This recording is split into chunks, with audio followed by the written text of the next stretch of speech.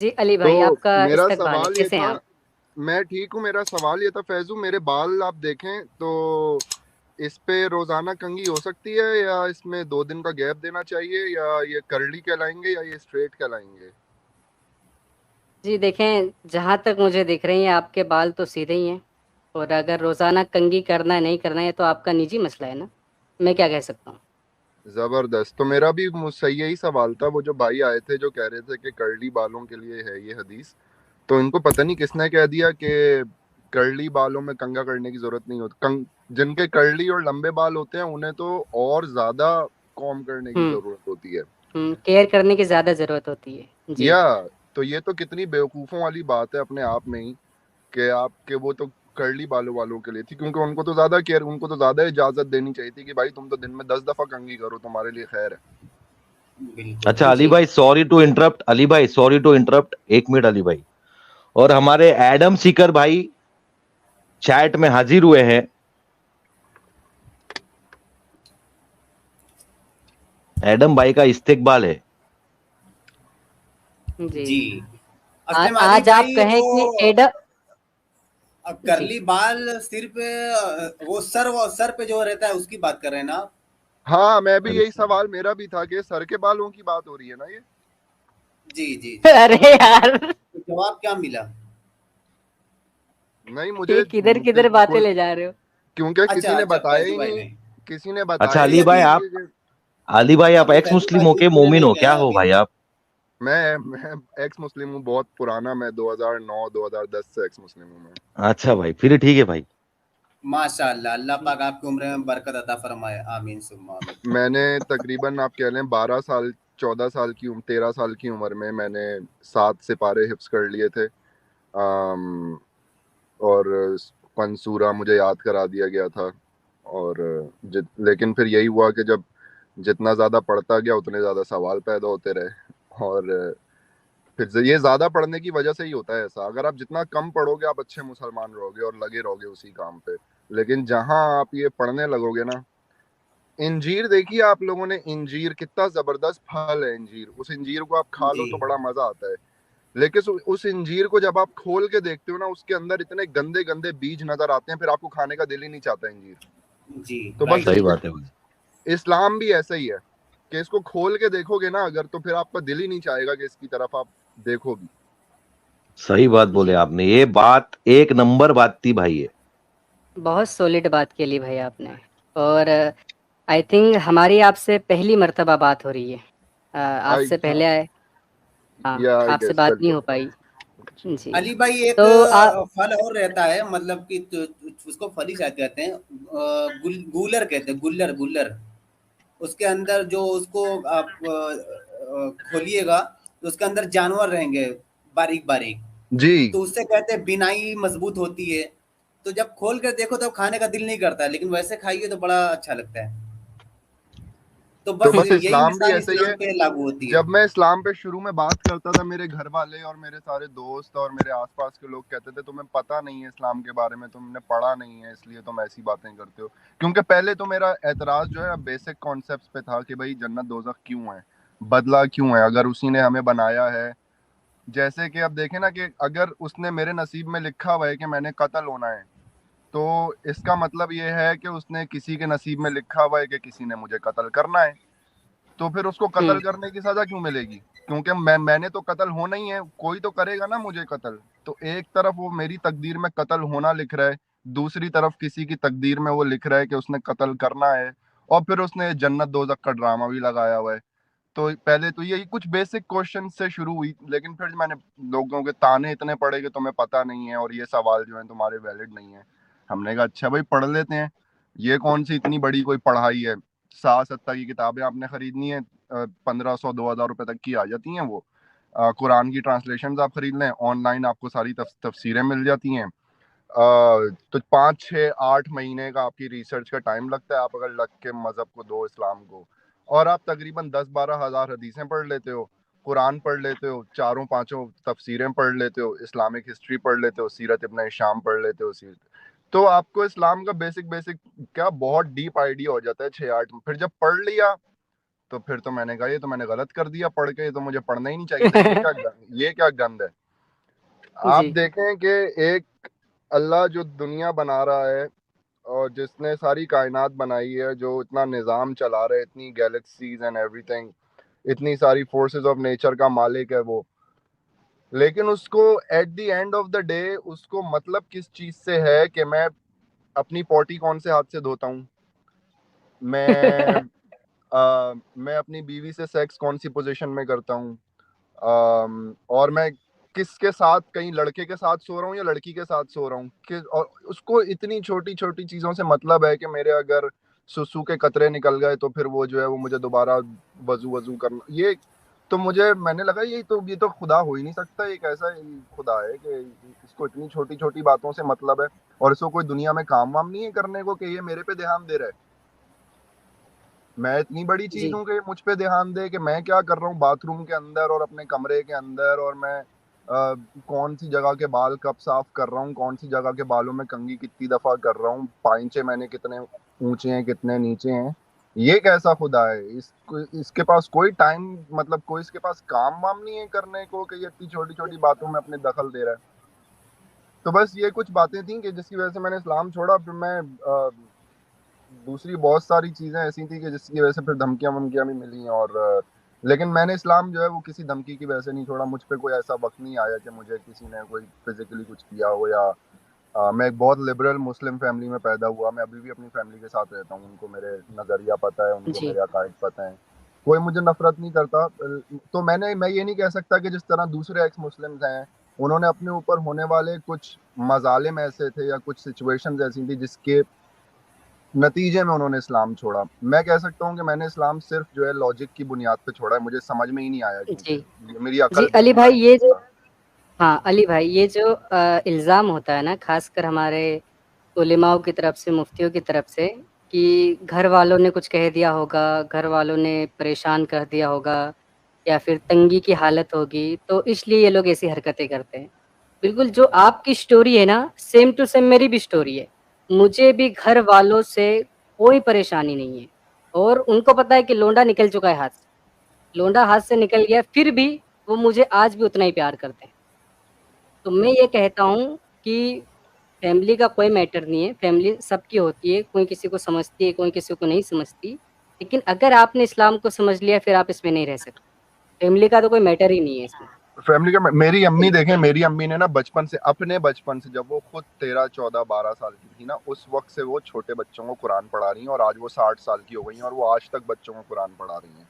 तो ना मुझे उनसे कोई मसला है। अब आप सोचें कि ऐसी औरत की जो कुरान पढ़ाती है, आप तो ये सोचेंगे ना कि यार वो तो बड़ी एक्सट्रीम होगी, लेकिन नहीं, कोई बात नहीं, मैं उनके घर में रहता हूँ, उनके साथ रहता हूँ, मुझसे, मेरे लिए वो मेरी माँ है, उनके लिए मैं उनका बच्चा हूँ।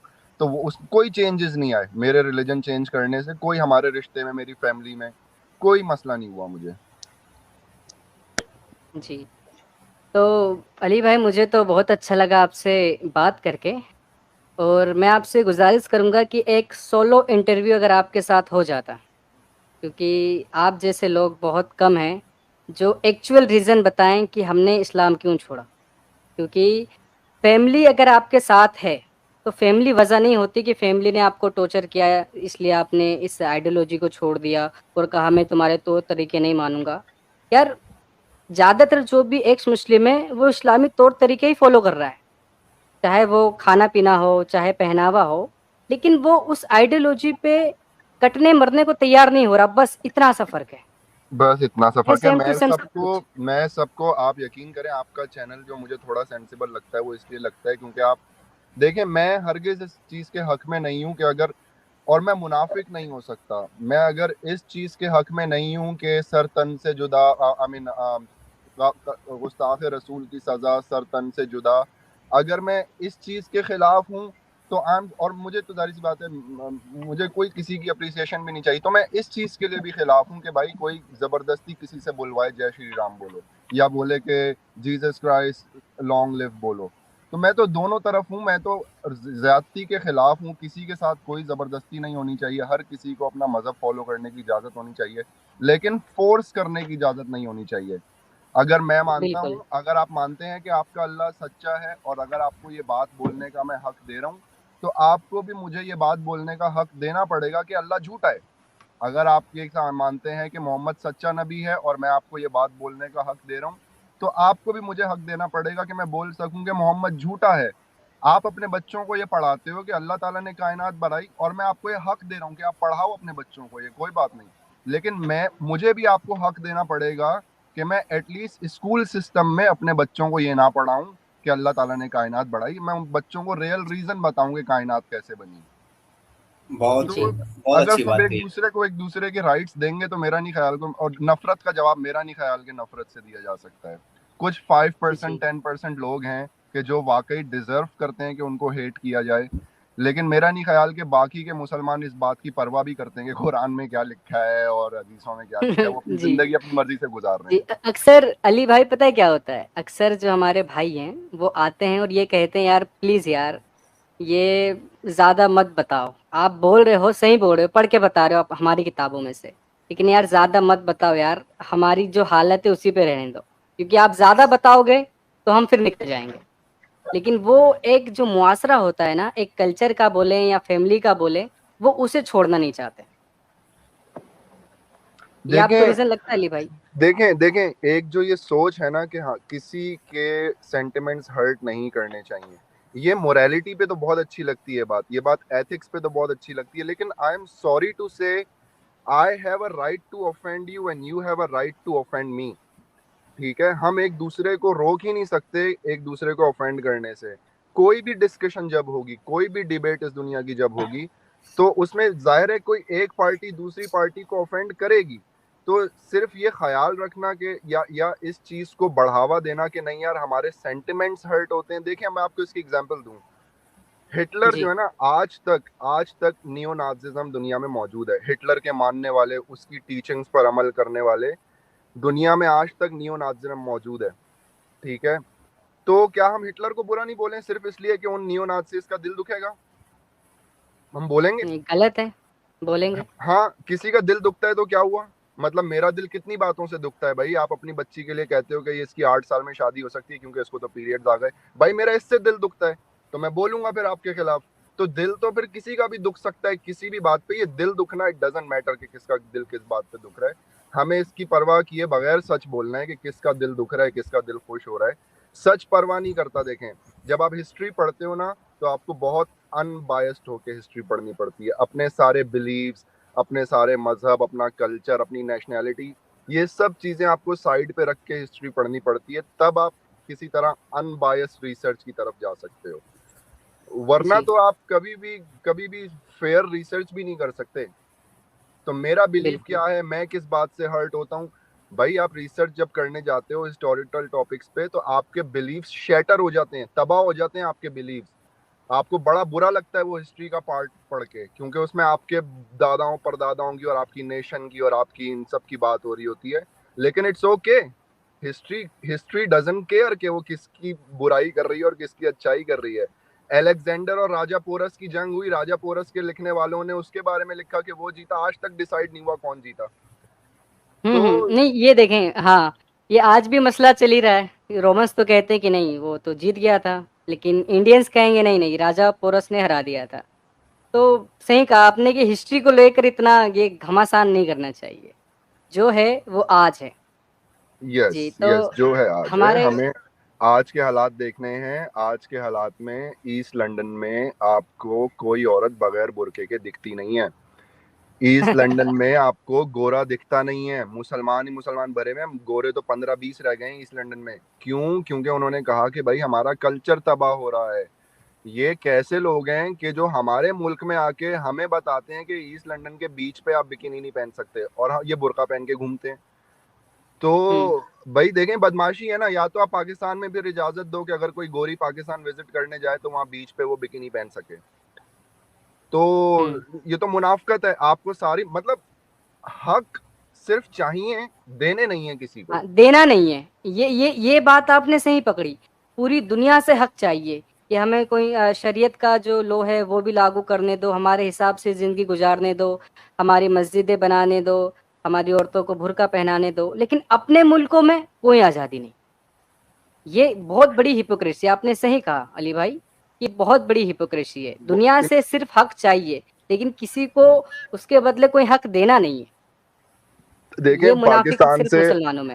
पाकिस्तान से मुल्लाओं की जमात जाती है पूरी दुनिया में, साउथ अफ्रीका, इंडिया, हर जगह जाती है, यूरोप तक जाते हैं ये लोग अपने दीन की तबलीग करने के लिए। मुझे कोई मसला नहीं है, आपके पास राइट होना चाहिए प्रीच करने, हर रिलीजन को राइट होना चाहिए कि अपना रिलीजन प्रीच करे, मुझे कोई मसला नहीं है। लेकिन आपको सिर्फ ये राइट चाहिए, आपने ये राइट देना नहीं है अपने मुल्क में। क्या पाकिस्तान में कोई यहूदी जाके अपने मजहब की तबलीग कर सकता है? क्या कोई हिंदू जाके हिंदुइज्म की तबलीग पाकिस्तान में कर सकता है? तो आप जब दूसरों को हक देने के लिए तैयार नहीं हो कि भाई दूसरे मजाहब को भी तो हक दो कि वो अपना मजहब प्रीच कर सकें आपके मुल्क में, लेकिन आपको ये परमिशन चाहिए कि आपको प्रीच करने की इजाजत होनी चाहिए पूरी दुनिया में, ये क्या दोगलापन है ये? हाँ, अगर अली भाई आपको याद हो तो डॉक्टर जोकर नलायक से एक बंदे ने सवाल किया कि जिस तरीके से हम जो दीगर ममालिक हैं या फिर जो भी सेकुलर मुल्क हैं, हम वहाँ जाते हैं और अपने दीन की तबलीग करते हैं, दीन इस्लाम लोगों को बताते हैं, लेकिन जो इस्लामिक कंट्री है वहाँ पर ऐसा क्यों नहीं है कि जो बाकी के जो मज़ाहिब हैं इस्लाम को छोड़कर वो लोग अपना मज़हब प्रमोट कर सकें और अपने मज़हब की बातें कर सकें? तो पता है जोकर नलायक ने क्या जवाब दिया? क्या आप जानते हो कि 2 जमा 2 कितना होता है? तो उस इंटरव्यूअर ने कहा कि 4। बोले बस, हम जानते हैं कि इस्लाम सच्चा है, तो बाकी मज़हब को हम ये मौका क्यों दें कि आके तुम अपना मज़हब प्रमोट करो या फिर उसे फैलाओ यहाँ पे? दे ही नहीं सकते क्योंकि वो गलत है। ये सोच कोई भी जवाब दूसरा मजहब रखेगा ना, अगर ये सोच, यही सेम सोच अगर कोई भी दूसरा और मजहब रखेगा, वो गुस्ताख कहलाएगा। बिल्कुल। अगर कोई अच्छा, मजहब ये हमारे बोल देना कि मेरा मजहब सच्चा है और आपका जी। झूठा है, तो वो गुस्ताखी है। लेकिन मुझे ये बोलने का हक चाहिए कि मेरा मजहब सच्चा है और आपका झूठा है। अच्छा, हमारे एडम लाला जी कह रहे हैं कि क्या आपने कभी पोर्क खाया है? अब देखो मेरी मुनाफकत, पोर्क मैंने कभी नहीं खाया, लेकिन बेकन बहुत पसंद है, हालांकि बेकन भी पोर्क ही होता है। तो देखिए, मैं इस्लाम छोड़ने के बाद भी मैं कभी पोर्क नहीं खा सकता। एक वो मेंटालिटी जो डेवलप हो रखी है ना कि वो गंदा है तो वो गंदा ही है, आज भी मैं उसका नाम सुन के चिढ़ सा जाता हूँ। सर तो देखें, पता नहीं क्यों है। मैंने जब अपनी जिंदगी देखें, ऐसा है नहीं, पहली बात तो आपको इसी वजह से नफरत है ना उससे कि वो अपना गंद खाता है, राइट? अच्छा, जी। अगर मैं आपको बताऊं कि मुसलमानों में खरगोश खाना जायज है, और आपको पता है कि खरगोश भी अपना गंद खाता है, यानी रैबिट। हाँ बिल्कुल, काफ़ी सारी चीज़ें हैं जो इस्लाम में खाना जायज़ है। आप गधा खा सकते हो, आप छिपकली खा सकते हो, खरगोश खा सकते हो।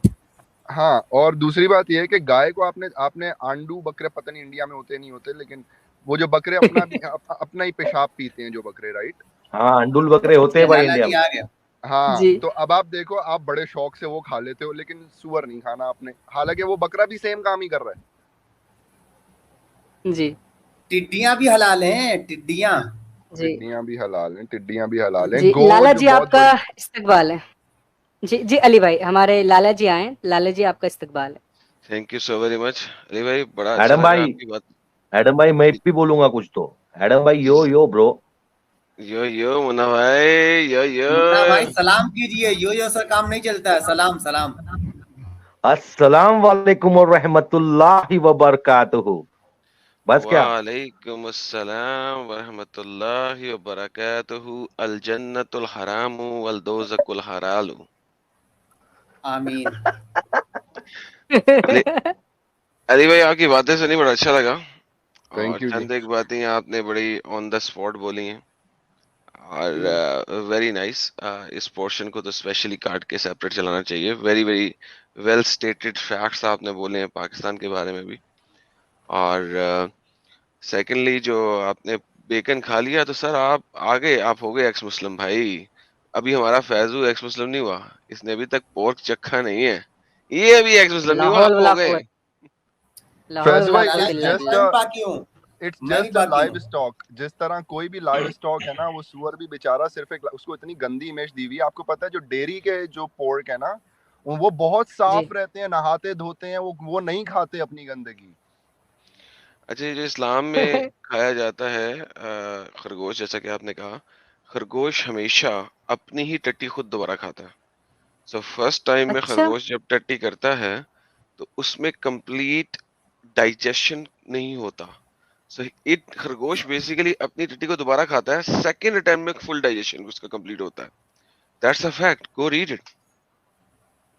हुँ, उसकी और ये बॉडी ही इस तरीके से एवोल्यूशन के बनेगी। जरिए है कि कुदरत ने डिसाइड किया कि कुदरत ने उसको ये सिखाया कि भाई तू मर जाएगा अगर तू अपनी टट्टी दोबारा नहीं खाएगा तो, क्योंकि तुझे न्यूट्रिशन पूरे ही नहीं मिले अपनी पहली दफा खाने से। कि जो फर्स्ट टट्टी में अटेम्प्ट में न्यूट्रिशन। देखें, फर्स्ट अटेम्प्ट में जो न्यूट्रिशंस उसने फर्स्ट डाइजेशन सिस्टम में लेने थे वो नहीं ले सका है। उसकी बॉडी उन न्यूट्रिशंस को नहीं बना सकी। अगर वो नया फूड खा लेगा ना, फिर भी वो वाले न्यूट्रिशन नहीं मिलेंगे उसे, वो टॉप न्यूट्रिशन मिलेंगे, बॉटम एंड न्यूट्रिशन नहीं मिलेंगे। उसके डाइजेशन सिस्टम में इतने ज्यादा एंजाइम नहीं है कि फूड को फर्स्ट अटेम्प्ट में कंप्लीटली ब्रेक डाउन कर दे। सो खरगोश सेकंड टाइम में अपनी टट्टी खाएगा ताकि फुल न्यूट्रिशंस उसकी बॉडी के अंदर आ जाए। सो एनी सिंगल मुसला जिसने खरगोश खाया हुआ है, ही कैन ईट पोर्क, क्योंकि आजकल का पोर्क, जैसे कि हमारा भाई बता रहा है, ये जो पिंक पिगीज होते हैं ना, पिंक पिगीज, सर ये तो बहुत अच्छा फूड खाते हैं। ये तो मेरे ख्याल में इंडिया पाकिस्तान के स्लम्स में रहने वालों से ज्यादा अच्छा फूड खाते हैं। हुँ, हो सकता है। नहीं हो सकता, नहीं है, ऐसा ही है। ऐसा ही है। जो पोल्ट्री की दुनिया में जितनी इन्वेस्टमेंट है, दुनिया ने जितनी बड़ी इंडस्ट्री पोल्ट्री को और लाइव स्टॉक को बना लिया है, अंडे, मुर्गियां, गाय, उनका गोश्त और फिर पोर्क, ये बड़ा ख्याल रखा जाता है इनका। ऐसा नहीं है कि ज्यादती होती है इन पे, और ये बड़े तंदुरुस्त होते हैं, ये बड़े सेहतमंद होते हैं जो पिग्स होते हैं, और हेल्दी पिग्स को खाया जाता है।